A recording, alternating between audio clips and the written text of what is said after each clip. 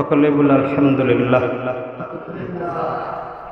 আল্লাহ তাআলার দরবারে লাখো কোটি শুকরিয়া, যে মহান রব্বুল আলামিন আমাকে আপনাদেরকে সুস্থ রেখে সুস্থ অবস্থায় আল্লাহর ঘর মসজিদে জুমার নামাজ পড়ার সুযোগ করে দিয়েছেন।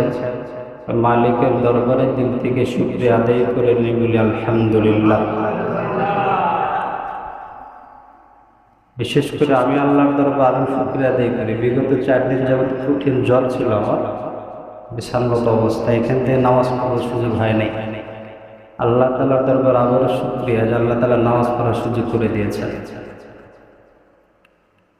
তো সম্মানিত উপস্থিতি, লক্ষ কোটি দরুদ ওই মহামানবের প্রতি, যে মহামানবের উপর দরুদ পড়লে যে কাজের মাধ্যমে দরুদ পড়া হবে, ওই কাজের ভিতরে আল্লাহ তাআলা বরকত ঢেলে দেবেন। সুবহানাল্লাহ।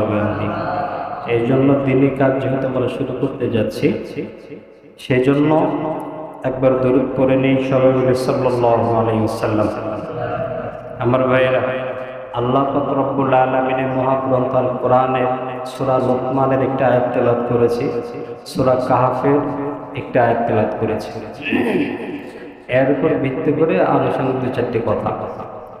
তবে এর আগে বলে নিয়ে আজকের আলোচনা একটু দীর্ঘ হতে পারে, বেশি সময় না, 5 থেকে 10 মিনিট হাইস্ট, নাও হতে পারে, আলোচনা ছেড়ে দিতে।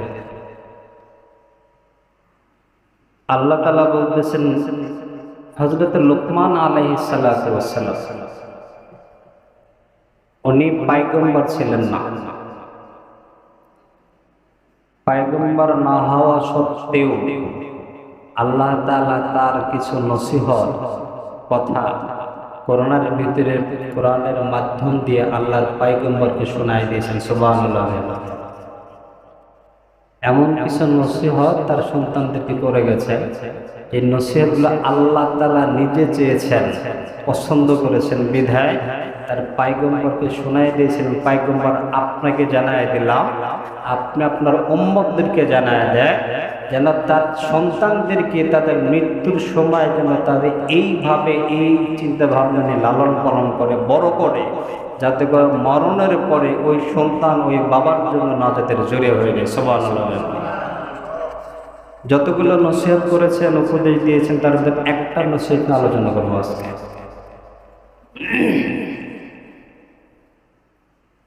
وَإِذْ قَالَ لُقْمَانُ يَا بُنَيَّ لَا تُشْرِكْ بِاللَّهِ إِنَّ الشِّرْكَ لَظُلْمٌ عَظِيمٌ। হযরত লুকমান আলাইহিস সালাতু ওয়াস সালাম বলেন, হে সন্তান, তোমরা যারা আছো, তোমাদের প্রতি আমার যতগুলো উপদেশ, একটা উপদেশ প্রথম যেটা, লা তুশরিক বিল্লাহ, খবরদার কখনো শিরিক করবে না, কখনো শিরিক করবে না।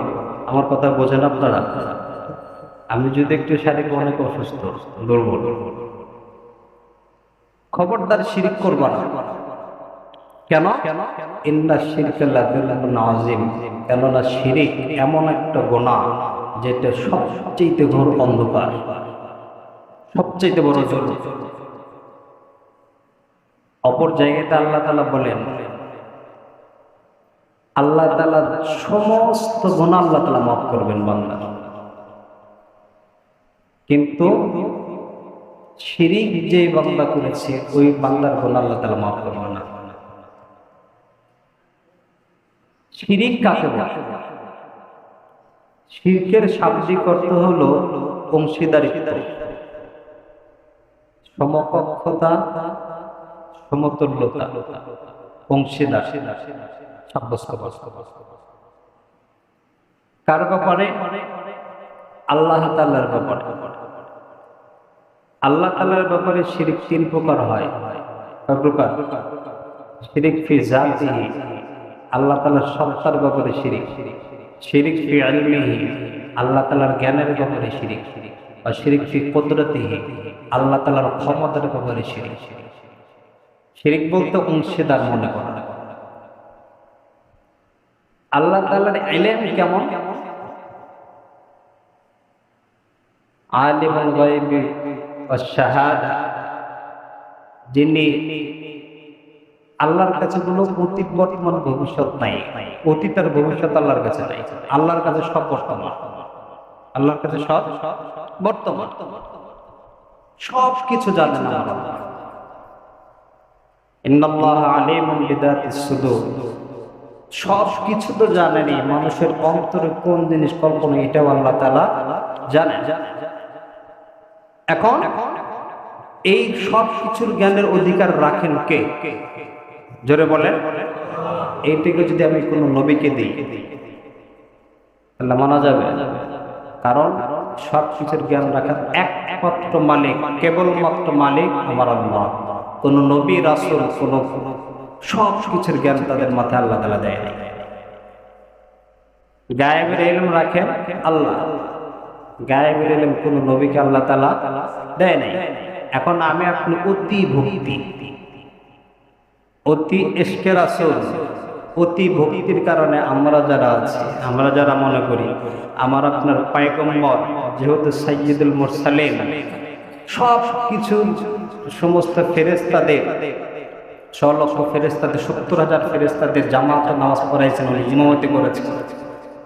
উনি আল্লাহ তাআলার যেহেতু বিশেষ বান্দা, আল্লাহ যেহেতু সব কিছু জানেন, আমার আপনার পয়গম্বর সব কিছু জানেন, কিন্তু অতি ভক্তি সহকারে এই আকীদা যদি কেউ পোষণ করে, পোষণ করতে দেরি হবে, তার ঈমান যাইতে দেরি হবে না।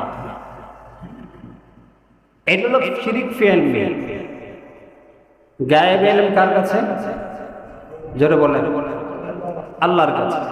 এটা কোনো নবী রাসূলকে আল্লাহ তাআলা গায়েব ইলম দেয় নাই। শিরক ফি জাতিহি, আল্লাহ তাআলা সত্তার ব্যাপারে, আর শিরক ফি কুদরতি, আল্লাহ তাআলার ক্ষমতা। আল্লাহ তাআলা যা করতে পারে, মানুষ বা কোন সৃষ্টিকেও তা করতে পারে, এই ধারণা করা, এটা শিরক ফি কুদরতি, এটাও শিরক। যেমন সন্তানদার মালিক কথা কয় না, একটা তাকবীর দেন, লিল্লাহি তাকবীর। যারা ঘুমায় ঘুম জাগ্রত হয়, সারাতে ঘুমাইলেন। সব কিছু পারেন আমার আল্লাহ তাআলা, ক্ষমতার মালিক আল্লাহ তাআলা, সন্তানদার মালিক আল্লাহ। আমি আপনি যদি কোনো সৃষ্টিকে মনে করি যে আল্লাহ যেমন সন্তান দিতে পারে, বাবাও সন্তান দিতে পারে, ঈমান থাকবে? কথা কয় না, থাকবে। এই চিন্তাধারা যাদের হবে, এটাও শিরক। এবং এই চিন্তা ভাবনা যে করবে, আকীদা পোষণ যে করবে, তার ঈমান থাকবে না, বেঈমান ঈমান। এই গুনাহ আল্লাহ তাআলা মাফ করবে না, এই গুনাহ আল্লাহ তাআলা মাফ করবে না। তো শিরক 3 প্রকারের ভিতরে আমরা যে আলোচনা করব, যে শিরক নিয়ে আলোচনা করব। প্রশ্ন করতে পারেন হঠাৎ করে শিরক কেন? গতকাল গেছিলাম উকিলের দাওয়াতে নিহমদে, আসার সময় দেখি ঝাড় দিয়ে বাতি লাগানো। কি ব্যাপার, কি হয়েছে এখানে, কি হবে? পরে বলতেছে এখানে মেলা হবে। কার মেলা? ফজর পাগলার মেলা। ফজর পাগলা কি? আল্লাহ আল্লাহ মানুষ, বিশাল নাউজুবিল্লাহ বলে পাগল। যদি আল্লাহ, আমরা কি? যে পাগলের কোন হিসাব আল্লাহর কাছে নাই, যার কোনো কথা বক্তব্য সমাজে নাই, শরীয়তে নাই, একে যেই জাতি পীর মানে, আল্লাহ মানে, ওই জাতি কোন ধরনের করবে? আল্লাহ আমাদেরকে বুঝ দেন, জোরে বলেন আমিন। ইমানের দায়িত্ব থেকে বলা, যে মেম্বারে বসে আছে, এই মেম্বারটা স্বয়ং আমার রাসূল কথা বলেছেন, এই মেম্বারে বসে রাষ্ট্র পরিচালনা আইন পাশ করেছেন মেম্বারে বসে। এখানে হক কথাটা বলা, মানুষকে বোঝানো, ওই জায়গায় থেকে বলা। এই জন্য চিন্তা ভাবনা করেছি শিরকটি কিছু আলোচনা দরকার, বোঝানো দরকার, যাতে করে মরণের পরে আপনারা তো আমার কথা ফিরবেন না, আমি জানি। আমার মতো ছোট মানুষের কথা ফিরবেন আপনি, আমার যদি বড় ভালো বোঝে না, কিন্তু আপনাদের জন্য না। কিয়ামতের মাঠে মালিক যদি জিজ্ঞাসা করে, আব্দুল কুদ্দুস, ওই পূর্বপাড়া মসজিদের ইমামতি খতিবগিরি করেছিল তুমি, সমস্ত সমাজের দায়িত্ব ছিল তোমার উপরে, মানুষকে শিরক সম্পর্কে কেন জানাও নাই? জবাব দাও।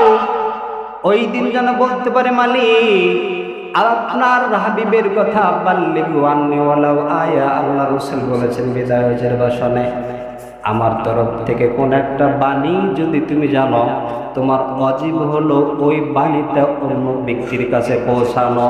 আল্লাহ, আমি আমার কাজটা বাল্লিগু আন্নি ওয়ালা আয়া, দাওয়াতের কাজটা পৌঁছে দিয়েছি, তারা মানছে না মানছে এটা আপনার ব্যাপার, ওই বান্দার ব্যাপার, আমার কাজ আমি মুক্ত। এই জবাব যেন দিতে পারি, এই কারণে বলা।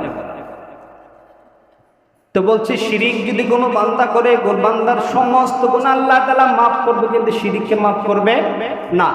হযরতে আবু যর গিফারি রাদিয়াল্লাহু তাআলা আনহু থেকে হাদিস রওয়ায়াত, হযরতে আবু যর গিফারি রাদিয়াল্লাহু তাআলা আনহু বলেন, বাইনানা নাহনু রাসূলুল্লাহি সাল্লাল্লাহু আলাইহি ওয়াসাল্লাম, আমরা একবার হুজুর সাল্লাল্লাহু আলাইহি ওয়াসাল্লামের সাথে ছিলাম।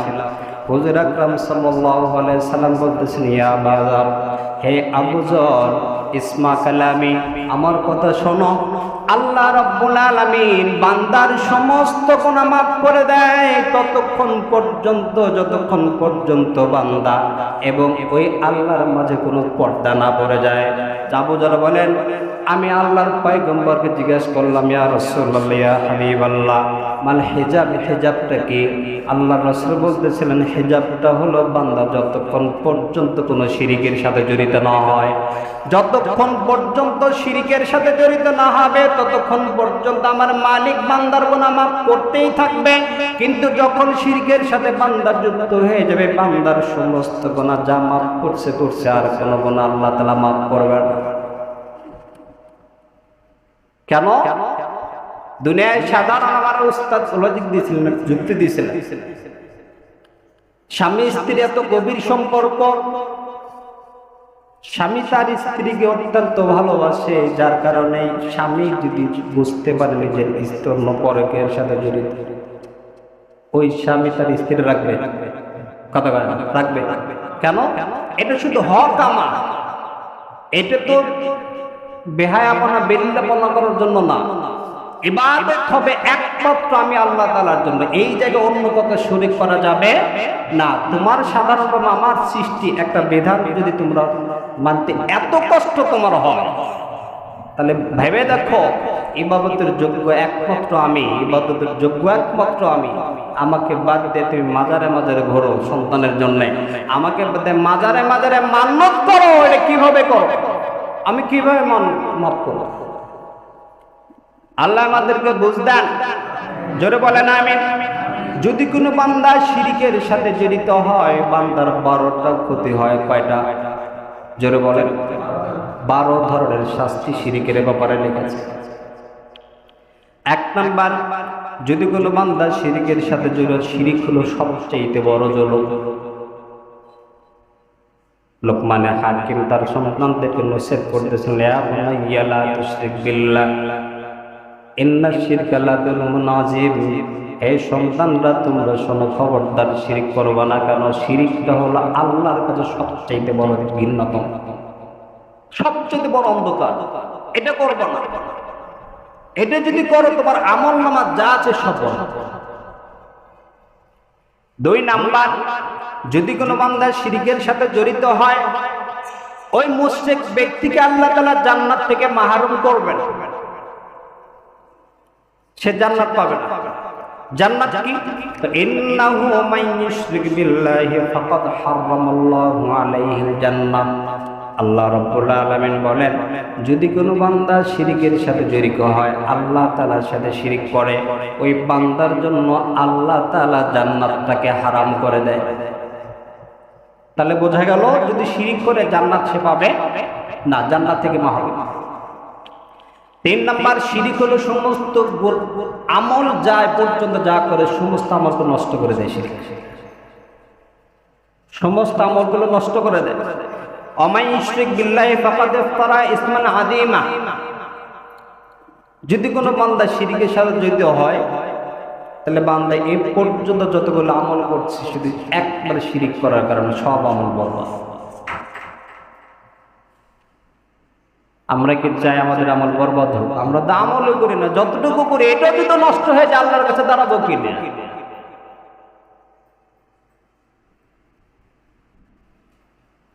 আল্লাহ আমাদেরকে বুঝ দেন, সঠিক বুঝ দেন, সঠিক বুঝ।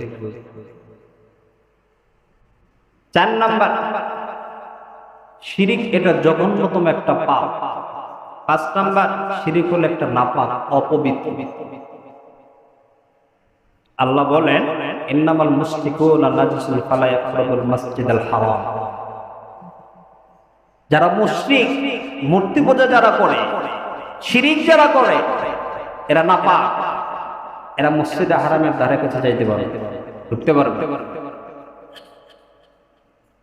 এখন প্রশ্ন হলো যে শিরক শুরু হলো কবে থেকে? এই যে আল্লাহ তাআলা আদম আলাইহিস সালাতু ওয়াস সালাম থেকে শুরু করে আমরা কিয়ামত পর্যন্ত মানব সৃষ্টি করেছেন কে?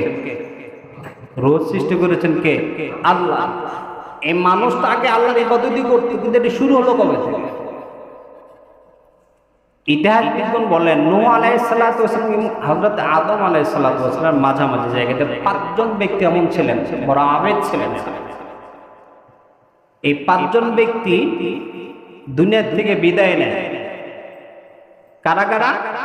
5 জন ব্যক্তি। একজন হলো ওয়াদ, সুয়া, ইয়াগুস, ইয়াউ এবং নসর।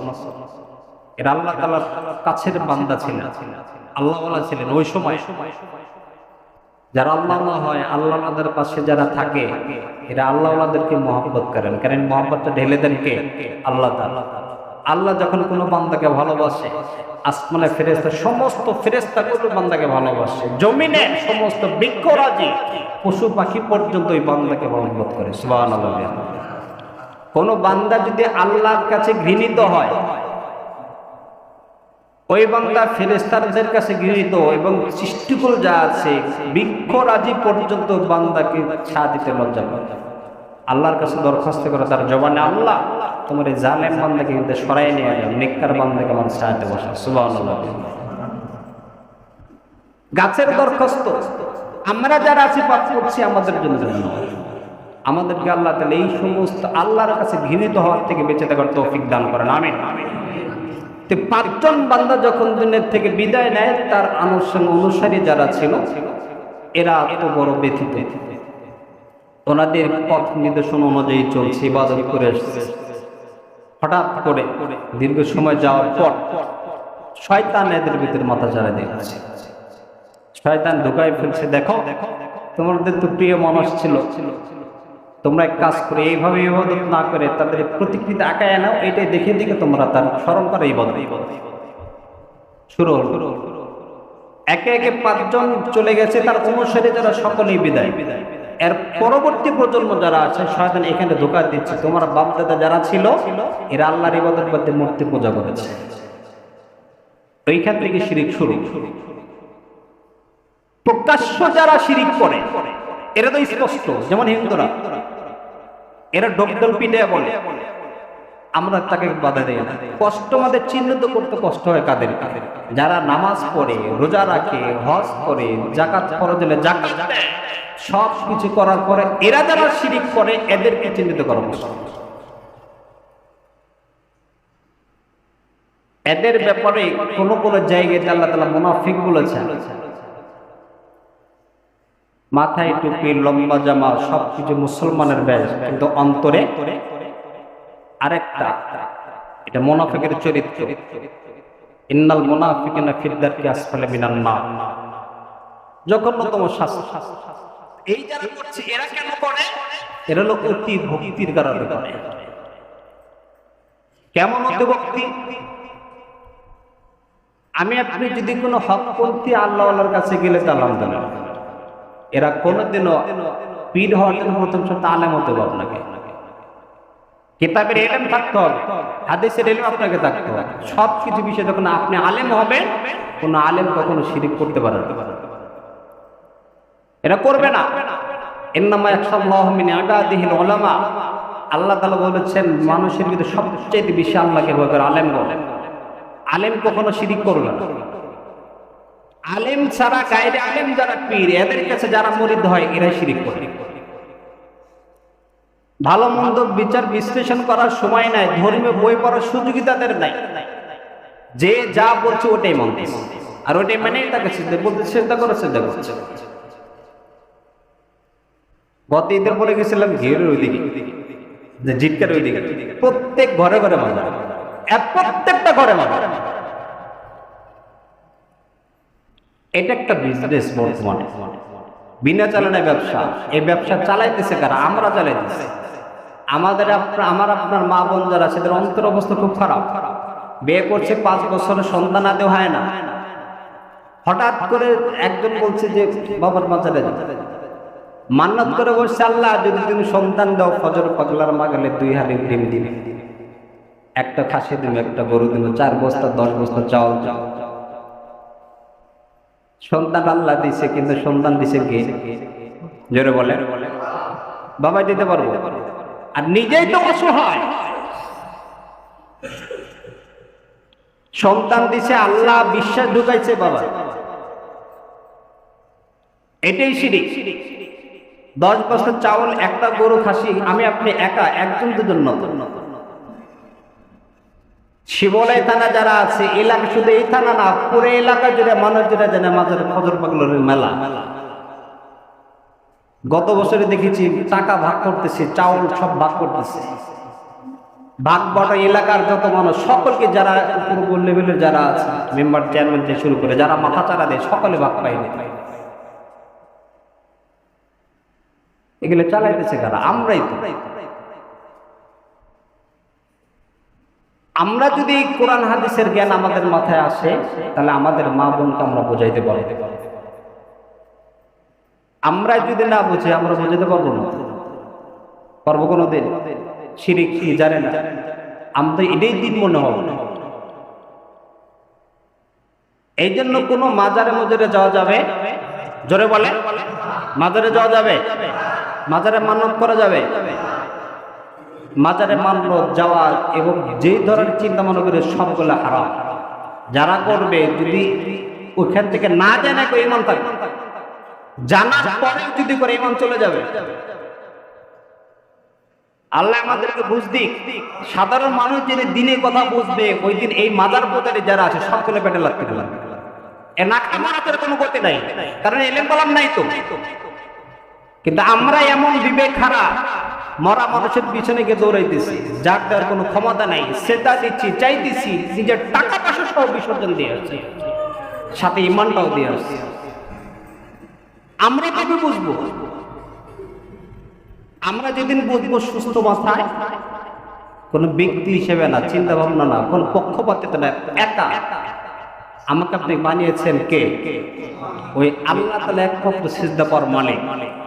ওই আল্লাহ তাআলা একমাত্র সিজদা পাওয়ার মালিক, অন্য কেউ সিজদা পাইতে পারে না, করা যাবে না। এই বিধানটা কার? জোরে বলেন।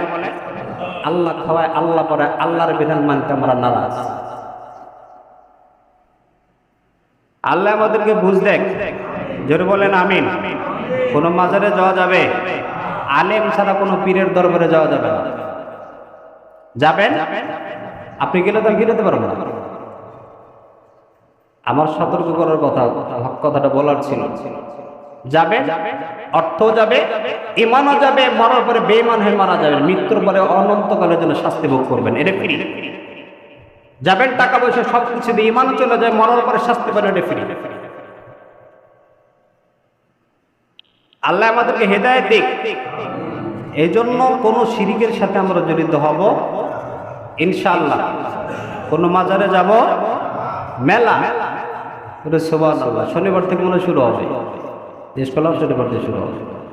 ওই রাস্তায় যাওয়া মুশকিল হয়ে যাবে এমন অবস্থা। এটা জায়গা আমরাই নিজের মেয়ের সব কিছু 1 বছর লুকায় রেখেছি, মেলায় যাবো চলো। নিজের নবজাতক শিশু যার গোনার ছাপ নাই, যার গোনা আল্লাহ তাআলা লেখেই নাই, যার পবিত্র জীবন আল্লাহ তাআলা দিয়েছেন, তাকে আমি আপনি নিয়ে শিরকের সাথে জড়ায় রাখছি, যার জীবনটা কলঙ্কিত করছে। আমি এই সন্তান আমাকে আপনাকে ঘাড়ে পড়ে দিয়ে জাহান্নামে নিয়ে যাবে। এই সব ইসলামে চায় না। ইসলাম সব চেয়েছে ওইটা যেটা আল্লাহ রাসূল করে গেছেন, ওই গল্প করে না। কি শিখাচ্ছেন আপনার ছেলেকে? হিন্দুরা যেমন পূজা করে, আমরা যারা আছে মাজারে গিয়ে পূজা করি। এটা মাজার পূজা নেই। বাবার দরবার ছাড়েন, সোজা কথা, বাবার দরবার ছাড়েন। যত বাবা হিন্দুরা সব মানিয়ে নিয়েছে, আমাদের বাংলাদেশের যারা আছে সব বাবা নিয়ে নিয়েছে। অমুক বাবা, পাগলা বাবা, অমুক ল্যাংটা বাবা, কুত্তা শাহ আছে। সেদিন একজন বয়ান কিন্তু কুকুর শাহ আছে, ল্যাংটা বাবা আছে। ল্যাংটা যদি বাবা হয়, পীর হয়, তাহলে ভালো মানুষ কি? মিজাজ মস্তিষ্ক কোথায় গেছে আমাদের? আল্লাহ আমাদেরকে সহি বুঝ দিক, যেটা বলেন আমিন। এই কথাগুলো বোঝার আলেম ওলামা আপনাদের বিপক্ষে নাকি? আলেমগণ জাতির সবচেয়ে কাছের বন্ধু, সবচেয়ে কাছের বন্ধু। 5 ওয়াক্ত নামাজ পড়ে দোয়া করে, আল্লাহ এলাকার বাসীকে তুমি হেদায়েত দান করো, এলাকার যুবকদেরকে তুমি হেদায়েত দান করো, বৃদ্ধ বয়স যারা আছে গুনাহ করছে মাফ করে দাও। কে করে আপনার জন্য দোয়া বলতে পারবেন আপনি? কে করে? কথায় কথা মনে আছে যে আলেমগুলো আপনার জন্য দোয়া করে, মসজিদ থেকে বেরোয় আলেমের বিরুদ্ধে আপনার ষড়যন্ত্র করে। আপনাদের মধ্যে নিমখার মার কেউ আছে? আল্লাহ বুঝদিক।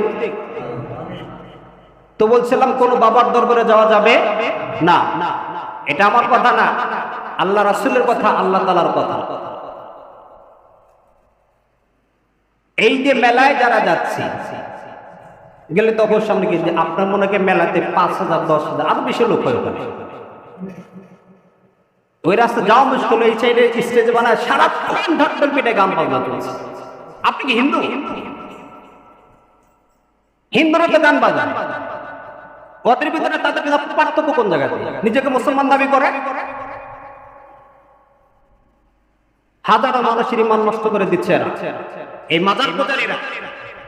পুরুষের নাম করে, একজন টাকা পয়সা জমি নিয়ে আছে, একজন গরু নিয়ে আছে, গল্প করে। সেদিন একজন বলতেছে, হুজুর আমাদের বিশ্ববন্ধুর কইছে আমার কোন উম্মত যারা আছে, উম্মত বলতেছে আমার যারা অনুসারী যারা আছে, এদের সাথে তর্কে কোনো আলেম জিততে পারবে না। তর্ক দিয়ে ইসলাম আসছে? ইসলাম তর্কের বিষয়? কথা কয় না, ইসলাম তর্কের বিষয়? ইসলাম তো তর্ক করতে বলে নাই।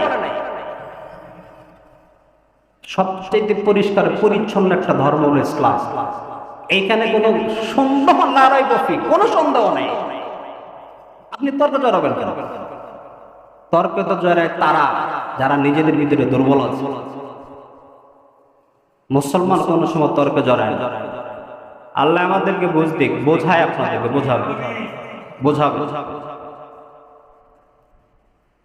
দিলের ব্যথা থেকে বলছে, এই গত বছরের অবস্থা আবার শুরু হয়েছে, কোনো প্রতিবাদ নাই এবং মানুষ দ্বিধার্থে যাইতেছে, আসতেছে। কারা যায়? আমরাই যাই। হিন্দুদের পূজায় আমরাই যাই, দুর্গা পূজাতে আমরাই যাই। কয়জন হিন্দু এলাকায় আছে? মাজার পূজারে যারা আছে ওরা তো ব্যবসা খুলে বয়ে আছে। আমি আপনি কেন যাচ্ছি?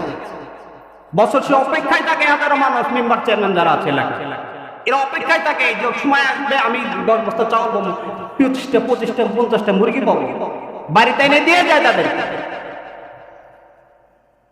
আমার আপনার টাকা খরচ করে 1 বছর পারলাম গরু ছাগল ওটে নিয়ে দিয়ে আসলাম বাবার দরবারে, উনি নিয়ে আর আমি টাঙ্গি মরাইছি। গান যারা সর্বস্ব ওই জায়গায়, আমরা যারা যাই, আমাদেরকে যারা যাচ্ছি, যারা করতেছে, যারা যাচ্ছি, সহযোগিতা করছি, এদের সকলকে আল্লাহ তাআলা জাহান্নামে পাঠাবে।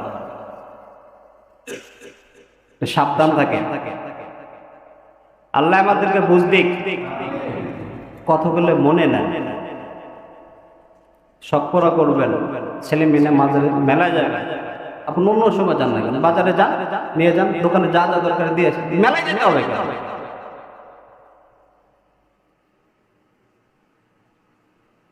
আল্লাহুম্মা ইহদিনাস সিরাতাল মুস্তাকিম, বলেন আমিন।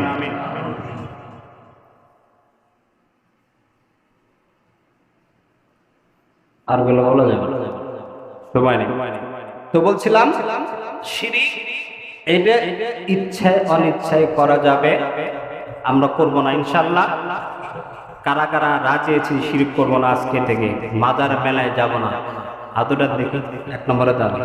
আল্লাহ তাআলা তাদের সকলকে কবুল করেন, জোরে বলেন আমিন।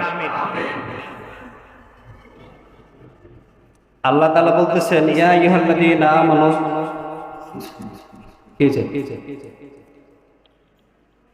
ইন্নাল্লাহা লা ইয়াগফিরু মা ইউশরিকু বিহি ওয়া ইয়াগফিরু মা দুনা যালিকা লিমান ইয়াশা। নিশ্চয় আল্লাহ তাআলা বান্দার সমস্ত গুনাহগুলো মাফ করে দেবেন, কিন্তু শুধুমাত্র শিরক ছাড়া। এই শিরকের গুনাহ যেন আমাদেরকে কোনোভাবেই শয়তানের চক্রান্ত করে জড়িত হতে না হয়। আল্লাহ তাআলা ওই সমস্ত বন্ধু বান্ধব এবং শয়তান টাইপের বন্ধু বান্ধব থেকে আমাদেরকে হেফাজত করেন, বলেন আমিন।